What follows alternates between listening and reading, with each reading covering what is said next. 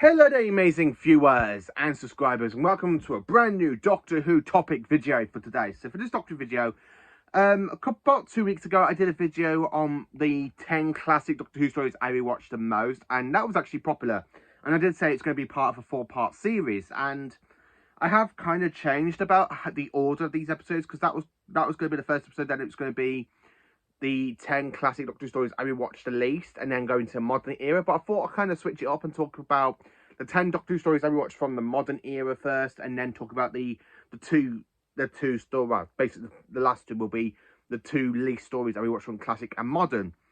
So, welcome to basically the 10 modern Doctor Who stories I rewatched the most. Now, I have kind of changed my background a bit. It looked a bit too busy with the posters, and I kind of wanted to get my canvas in the actual background because I just absolutely love it. I mean, it's a Star Trek and Doctor Who crossover, my two favourite franchises, and I just absolutely love that, and I kind of wanted it in the background. So, talking about the 10 modern Doctor Who stories I rewatched the most. Now, these are basically from Series 1 down to Flux, and basically Jodie Whittaker specials as well. These are the ones I just absolutely flipping enjoy, and they're absolutely cracking. They're absolutely brilliant. So I thought, you know what, just to make it switch up, talk about the 10 classic Doctor Who stories I rewatched the most, and then, of course, do this one, which is basically the 10 modern Doctor Who stories I rewatched the most. So let's dive into this video. Hey, let's dive into the 10 modern Doctor Who stories I rewatched the most. And are you sitting comfortably? Good. And I shall begin. So, in number 10, this one I absolutely love from the 11th Doctor's era, and it's got to be the time of the Doctor. Now, with the whole Timeless Child story arc basically happened because of Chris Chibnall, we do not know how many regenerations the Doctor basically gotten at this point, and because of the Doctor basically having 13 regenerations from Hartnell down to Matt Smith's Doctor, with John Hurt in the middle and David Tennant's 10th Doctor having 2 incarnations, he's basically 11th incarnation, aka the 10th Doctor in his 11th, in from the Christmas, basically from the end of Parting of the Ways up to the Stolen Earth. And then if you've got the regeneration, then you've got his 12th regeneration, so like his 12th regeneration, which is basically from Journey's End all the way down to the End of Time Part 2, and then going into the 11th Doctor, aka Matt Smith's regeneration, aka the 13th Doctor in that first regeneration cycle, but he's actually the 11th Doctor. So, yeah, I kind of do enjoy Time of the Doctor. I love trends a lot. I love handles. It really does make me laugh when he goes, handles, when I say teleport me, do not teleport me to a Dalek ship. I'm holding a broken bit of Dalek. You did not specify that was reference. And he literally bangs it and he goes, ow! You did not. He goes, I'll use your head, Dalek Santarans. And he's there talking. He goes, what? Oh, there's a new ship coming in. I do like the fact we kind of got the whole romance thing playing with the between the Doctor and Clara. It's not really hinted at there's a relationship. You just got the little bit of flirting, like, ding dong, you're my emergency, you're my boyfriend. Okay, I will do my best. I will glance at a manual. No, you're not actually my boyfriend. Okay, that was a bit quick for a roller coaster, this phone call. I'd absolutely love the fact that he goes to the cyber ship and he goes, oh, no, I'll come in peace. And he just sees someone and he's there holding handles and he goes, no, he's here. I really love that scene where he's just there running and he literally opens the TARDIS door and Clara rings and he goes, hello. She goes, where are you? I'm doing Christmas Day. I'm being shot at by Simon. Can you do both? Why not? I really do love this episode. I think it's one of the good Christmas specials for the 11th Doctor. Now, David Tennant does have one good Christmas special for me, which is basically Voyage to the Damned, but I don't really rewatch that often for the Christmas specials. I do really watch this one quite a lot. I just absolutely love Time of the Doctor. I love the fact the Doctor spends 900 years on Trenzalore. Now, I have actually recently got a book about a month ago of I managed to get the book called The Tales of Trenzalore, and I'm actually in the middle of, I'm going to start reading that soon. But Time of the Doctor, I just absolutely love rewatching it. It always brings a smile to my face every time I rewatch it. Number 9, again, this one's from the Moffat era. So Time of the Doctor was really good for the Moffat era, and this next one is also from the Moffat era. It is Heaven Sent. I absolutely enjoy Heaven Sent. I really think it's a brilliant story. I just absolutely love Heaven Sent, and I really love the veil. I really do love the veil. I think the veil is absolutely a brilliant idea. I absolutely do generally love the Veil. Also, I have to admit, I absolutely do enjoy the piece of music as well, especially the Shepherd's Boy as well. And I love the fact how the Doctor's basically trapped in his convention tower and he's there running around trying to get away from the Veil. And again, this is mainly a Doctor-hearted episode. There's no companion apart from the stuff where he's inside his ties because of his mind. He's there trying to work out he's in this situation, what's he going to do, and he's trapped in the convention tower for 4.6 billion years. Jesus, Doctor, you're actually quite good, and this is the Time Lords doing this to him as well. I just absolutely love it, because Peter Capaldi does pull this episode off really, really well, and I think it's absolutely done splendidly well. It's absolutely just splendidly. So, number 8, in 8th place. Now, this one is the only Chibnall episode you're ever going to see. And I'm sorry to say that, this is the only Chris Chibnall episode you're going to see in our top 10 list of Doctor Who stories I rewatch the most. And to be honest with you, it is the power of the Doctor. Jodie Whittaker's finale, again, if her era was actually like the writing of this story, I think the Whittaker era could have been a good era. This is just a fantastic story. I absolutely love the fact we have got the return of Tegan and Ace. We have the return of Unit and Kate Stewart. We've got the Daleks and Simon basically working with the Master. Now, we have seen the Daleks work with the Master in the Third Doctor era in Frontier in Space Part 6. And we did kind of see the Master working with the Cybermen basically in the Five Doctors. And then recently in Death in Heaven and Dark Water / One of the Time in the Doctor Falls. So I do kind of enjoy that as well. Again, we do have the return of the stupid Cybermasters from the Timeless Child episode. They're not really very irksome as they are there. Again, they do have the regeneration of the Time Lords, which is another good concept of that story. And I just absolutely do enjoy it. Again, it's good to see cameos from David Bradley, aka the First Doctor, when the Doctor's basically trapped in that kind of method before walking on to basically evading. And you got David Bradley there talking to her. Then, of course, you have Peter Davison. Colin Baker makes his full-on debut back as the Doctor since basically Twilight of the Time Lord, and Sylvester McCoy does a return as well since the TV movie, and we have Paul McGann back as well since Night of the Doctor. And it's really good to have the main top 4 surviving classic Doctors to come back. It would have been lovely if we could have had Tom Baker back, but I think Tom Baker was very unavailable at the time. And again, I understand why he is a very good popular actor for Big Finish.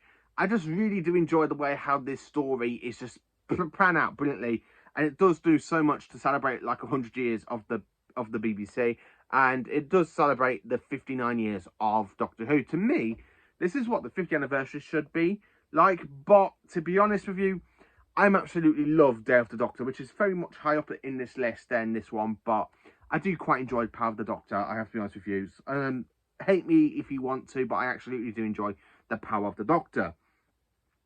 Number 7, in 7th place now, we go into Christopher Eccleston with Bad Wolf and Parting of the Ways. Again, I absolutely do love this finale for Eccleston. It's one of my favourite finales out of all of the series, and I absolutely love it. I mean, the fact that we got the Doctor trapped on a game show in the year 5 billion. I love the fact we got the Daleks. We have the return of the Dalek Emperor.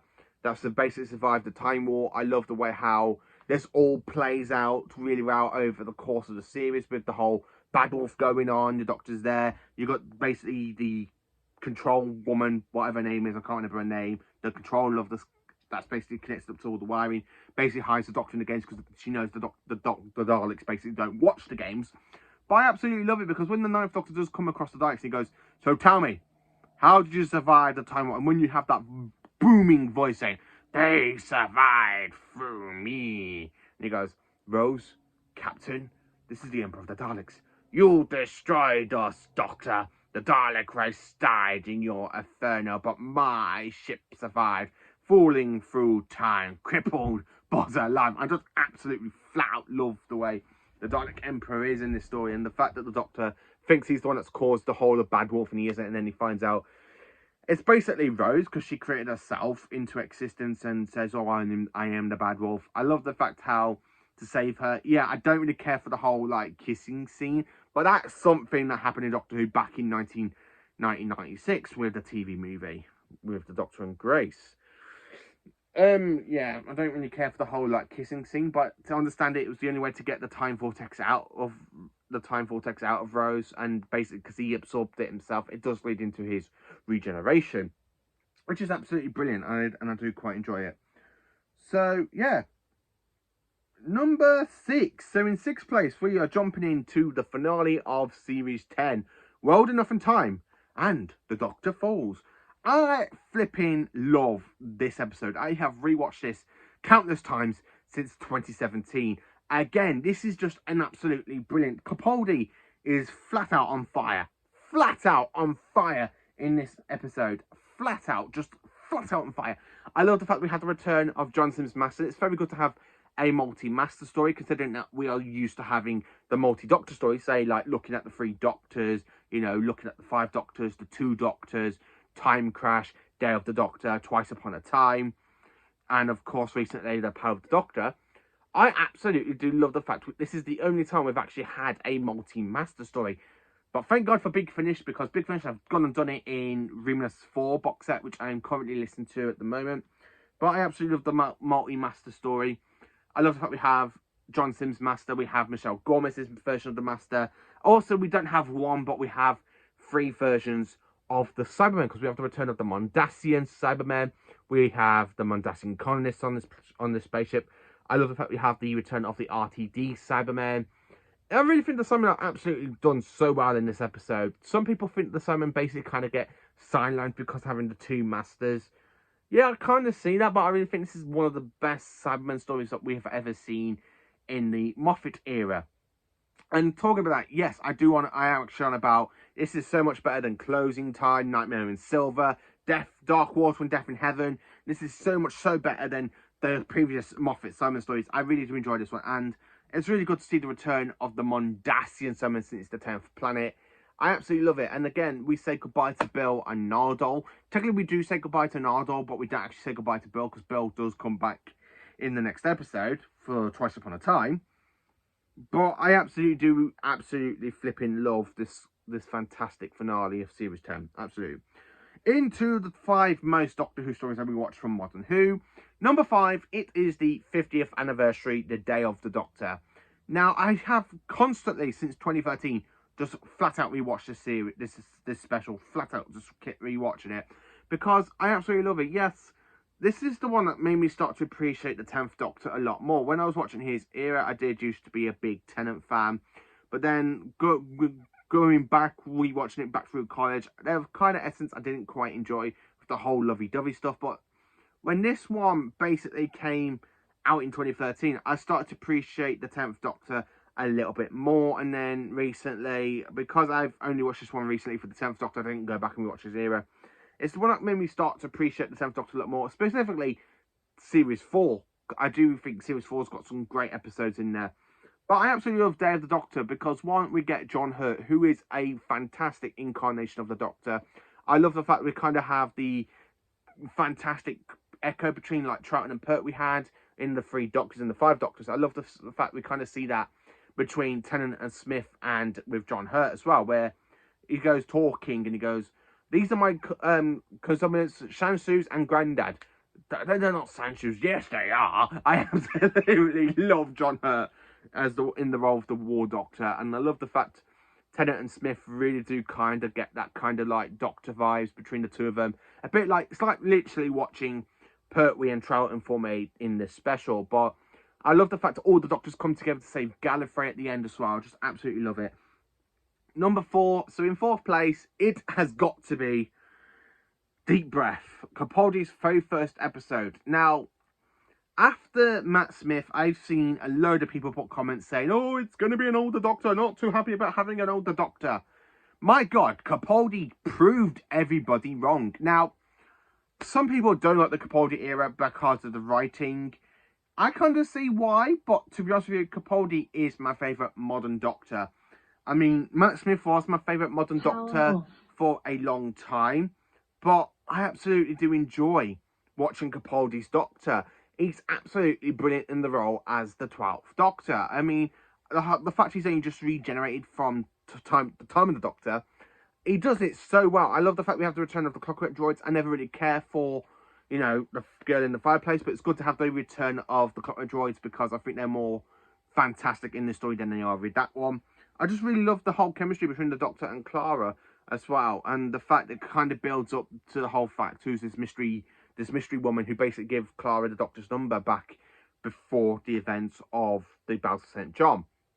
I really do love Deep Breath. It's absolutely brilliant. Plus, it's the last time we actually see the Panosta gang. Basically, it's the very last time we actually see Fastra, Jenny, and Strax, which is such a shame because I really do enjoy them. But thank God, Big Finish basically carried on doing their own spin-off series with them. I haven't really listened to them yet, but I'm looking forward to it because I just love the Panosta gang. I really think out of series 6 and 7, they were basically some of the good stuff out of that stuff.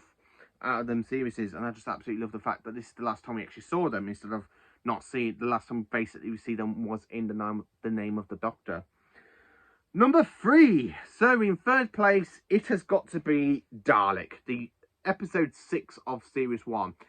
And again, it brings back the Daleks so good because normally when we see the Daleks in Classic Who, we don't really see one Dalek on its own apart from the 5 Doctors. So this Dalek shows how menacing one Dalek can actually be.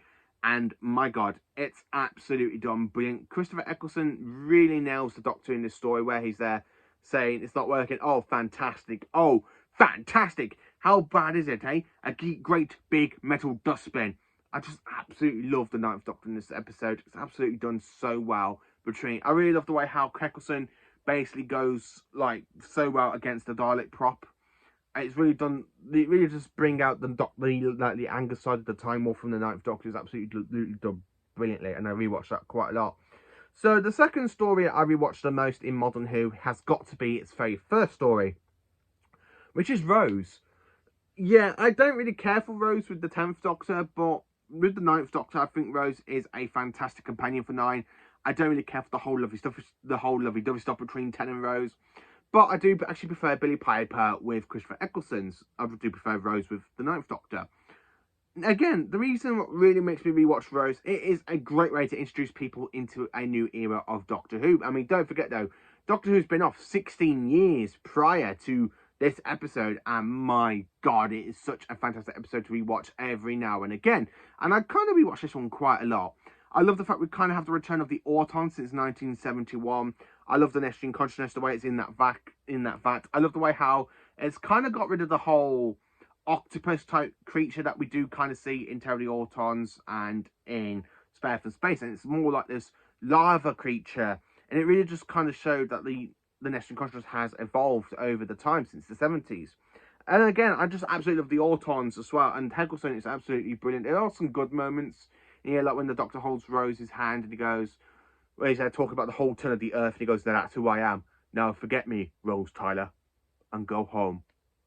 And I love the fact when he takes off plastic, like the head of Mickey, the Auton Mickey, and when he's there holding it, he goes, don't think that's going to stop me. And when you have that bloke screaming, I really found that funny. The sad thing about the story is that poor bloke Clive, he ends up being shot by an Auton. You just see his wife and child basically screaming, ah! I just really feel so sorry for him. But again, the whole episode is just absolutely brilliant. And then number 1, the one story I rewatched quite a lot for Modern Who, is the 11th Hour. I flipping love this story. It really introduced us to the 11th Doctor so well. I mean, I actually prefer this over to Tennant's basically opening story, and I really hate the Christmas Invasion because it's the one I do not go back and rewatch a lot.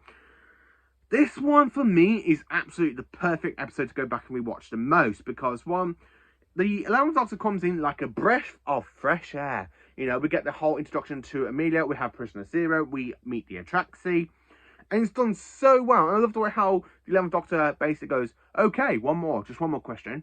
Is this world protected? Oh, you're not the first one to come back. Oh, there have been so many, but one thing you got to ask is, what happened to them? I love the way how he echoes between Hartnell up to Tennant, and when he walks through going, hello, I'm the Doctor. Basically, run. I just love that episode. Honestly, I love that bit. I love the way how the chemistry between Matt Smith and Karen Gillan are from this episode straight away is fantastic. I like the way how the young Amelia is basically Karen Gillan's cousin, and she basically sets up the character of Amelia Pond, and Karen Gillan takes over that. Again, I really think that's a kind of a good way. I like the way how she lies, saying that she's 86 months later. Goes, that's a new shed. Hang on, I destroyed it. And he goes like that, and he just licks. He goes, I'm not 6 months later. And 12 years later, why did you say 6 months? And then she goes, why did you say 5 minutes? I really love that bit as well.